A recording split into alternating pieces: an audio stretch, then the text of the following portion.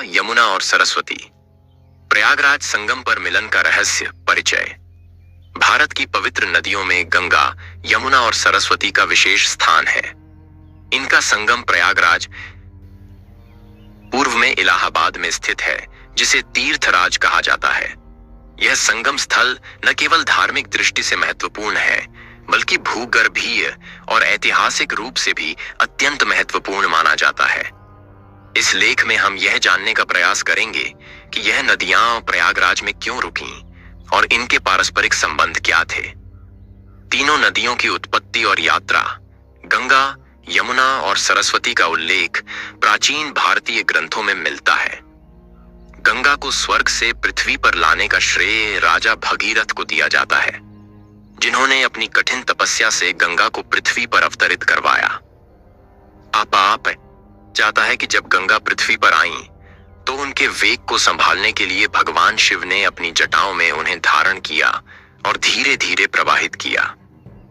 यमुना, जिसे सूर्य पुत्री कहा जाता है, का जन्म यमुनोत्री में हुआ था। इसे श्री कृष्ण की प्रिय नदी माना जाता है और इसका उल्लेख महाभारत में विस्तृत रूप से किया गया है। सरस्वती नदी को विद्या, ज्ञान और संगीत की देवी सरस्वती का स्वरूप माना गया है। प्राचीन काल में यह एक विशाल नदी थी, लेकिन कालांतर में यह लुप्त हो गई। वैज्ञानिक शोधों के अनुसार यह कभी सतलुज और यमुना के मध्य बहती थी, लेकिन भूगर्भीय परिवर्तन के कारण इसका प्रवाह बाधित हो गया। तीनों नदियों का प्रयागराज में संगम क्यों हुआ? 1. धार्मिक और पौराणिक कारण। पुराणों के अनुसार प्रयागराज में संगम इसलिए हुआ क्योंकि यह स्थान देवताओं के लिए भी एक तपस्थली रहा है। कहा जाता है कि जब समुद्र मंथन के दौरान अमृत कलश की बूंदें धरती पर गिरीं, तो उनमें से एक बूंद इस संगम स्थल पर भी गिरी, जिससे यह स्थान पावन बन गया। यही कारण है कि यहाँ हर 12 वर्षों में कुंभ मेले का आयोजन किया जाता है। दूसरे भौगोलिक कारण। प्रयागराज एक ऐसा स्थल है जहां गंगा और यमुना के प्रवाह की दिशाएं मिलती हैं। यह स्थल एक प्राकृतिक संगम बिंदु है, जहां गंगा उत्तर से दक्षिण की ओर और यमुना पश्चिम से पूर्व की ओर बहती हैं। तीनों नदियों की अनोखी विशेषताएं।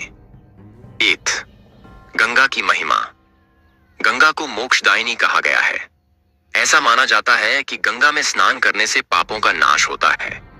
भारतीय समाज में इसे न केवल नदी बल्कि माता के रूप में पूजा जाता है। 2. यमुना की भक्ति। यमुना का श्री कृष्ण के साथ गहरा संबंध है। यह भक्ति, प्रेम और भजन का प्रतीक मानी जाती है। 3. सरस्वती का गुप्त अस्तित्व। सरस्वती भले ही आज भूगर्भ में विलीन हो चुकी है, लेकिन वैज्ञानिक मानते हैं कि इसका प्रवाह किसी न किसी रूप में संगम स्थल पर मौजूद है। धार्मिक मान्यताओं में इसे अदृश्य नदी माना जाता है। संगम स्थल का महत्व।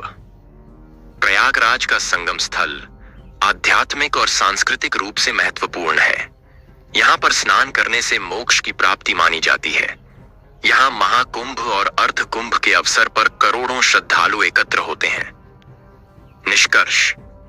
गंगा, यमुना और सरस्वती नदियों का प्रयागराज में संगम केवल एक भौगोलिक संयोग नहीं, बल्कि धार्मिक, सांस्कृतिक और ऐतिहासिक रूप से भी महत्वपूर्ण है। यह संगम स्थल न केवल करोड़ों श्रद्धालुओं की आस्था का केंद्र है, बल्कि यह भारत की पौराणिक और भूगर्भीय धरोहर को भी दर्शाता है।